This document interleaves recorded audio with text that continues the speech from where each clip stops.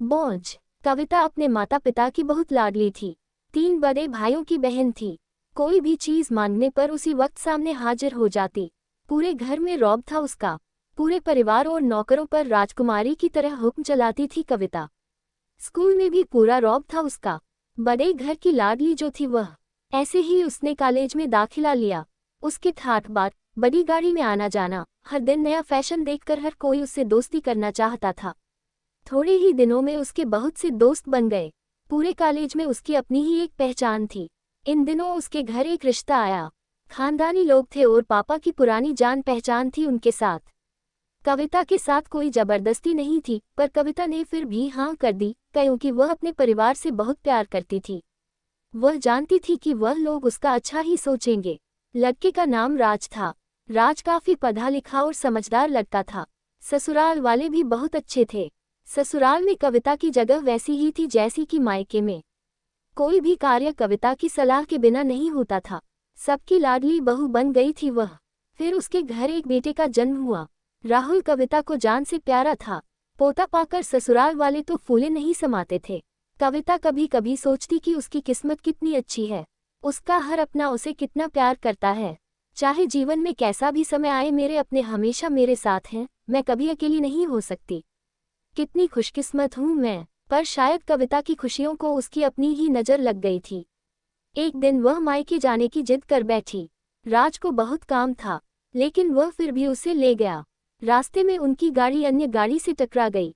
कविता, राज और राहुल बहुत बुरी तरह से जख्मी हो गए। काफी दिनों के इलाज के बाद राज और राहुल तो ठीक हो गए, लेकिन कविता पूरी तरह ठीक ना हो सकी। सर पर चोट लगने के कारण वह अपनी आंखों की रोशनी खो बैठी। अब कविता की किस्मत जैसे उल्टे पांव चलने लगी। मायके वाले कुछ दिनों तक उसे मिलने आते रहे, फिर कभी कभार फोन ही करके पूछ लेते कि अब कैसी हो। धीरे धीरे ये सिलसिला भी कम हो गया। ससुराल वालों की सहानुभूति भी कम होने लगी। घर में किसी को पास बैठने के लिए कहती तो जवाब मिलता, बहुत काम है, अब तुम भी हाथ नहीं बंटा सकती। राज भी चिचिड़ा हो गया था। बस राहुल ही था उसके साथ, जिसके साथ हंसते खेलते उसका वक्त गुजरता। एक दिन कविता के हाथ से कुछ सामान गिर गया, जिसकी वजह से राहुल को हल्की सी चोट लग गई। कविता के सास ससुर ने राहुल को उससे अलग कर दिया कि कहीं उसके ना देखने की वजह से बच्चे का कोई नुकसान ना हो जाए। कविता अंदर से टूट चुकी थी। एक दिन उसने सबके सामने मायके जाने की इच्छा रखी तो राज उसे तुरंत मायके छोड़ आया, जैसे कि वह भी यही चाहता था। लेकिन राहुल को उसके साथ नहीं भेजा गया। कविता कभी राहुल से दूर नहीं रही थी, पर अपनी कमी के कारण उसने ज्यादा बहस नहीं की। कविता को लगा कि वह 3-4 दिन वहां रहेगी तो थोड़ा हवा पानी बदल जाएगा, क्योंकि वह कितने दिनों से कहीं भी बाहर नहीं गई थी। घर वाले भी इतने दिनों बाद उसे देखकर कितने खुश होंगे। कविता के घर पहुंचने पर सब लोग बहुत खुश हुए। खाने में सब कुछ कविता की पसंद का ही बना था। उसने अपने मम्मी पापा और भाई भाभीयों से दिल खोलकर बातें की। उनके छोटे छोटे बच्चे भी बुआ के साथ घुल मिल गए थे।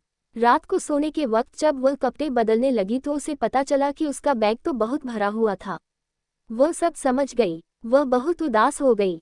कुछ दिनों तक तो सब ठीक रहा, फिर जैसे सब बदलने लगा। सबका व्यवहार बदल रहा था। वह लोग जैसे थक चुके थे उससे। सब लोग घूमा फिरा कर पूछने लगे कि राज कब आ रहा है उसे ले जाने। वह बहाना बना देती, जबकि वह जानती थी कि उस घर में अब उसके लिए कोई जगह नहीं। कविता से चलते वक्त कुछ न कुछ नुकसान हो जाता। थोड़ी बहुत टोकाटाकी उसे सुनाई देती, वह टाल देती। एक दिन उसके हाथ से लगकर एक कीमती फूलदान टूट गया। छोटी भाभी ने बहुत हंगामा मचाया। कविता के माता पिता रोज रोज के झमेलों से तंग आ गए थे।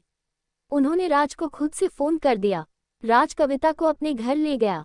कविता को अपने परिवार वालों से ये उम्मीद न थी, जिस कविता के कहे बिना घर में एक पत्ता भी नहीं हिलता था, उस घर के लिए वह बोझ बन चुकी थी। राज के साथ ससुराल आते वक्त वह बहुत खुश थी, क्योंकि वह अपने घर जा रही थी, अपने जिगर के टुकड़े राहुल के पास। परंतु ये खुशी भी कुछ पल की ही थी। सारा बंदोबस्त पहले ही किया हुआ था। कविता को सीधे ऊपर वाले कमरे में पहुंचा दिया गया। राहुल से दूर रहने की सख्त चेतावनी दी गई। एक कामवाली लता को उसकी जिम्मेदारी सौंपी गई, जो उसके खाने पहनने जैसी जरूरतों का ध्यान रखती। कविता ज्यादातर चुप ही रहती। कभी कभी कामवाली लता से थोड़ा बतिया लेती। उसके जरिए राहुल का पता चल जाता। सबकी लाडली बेटी और बहू सबके लिए लाडली से बोझ बन चुकी थी।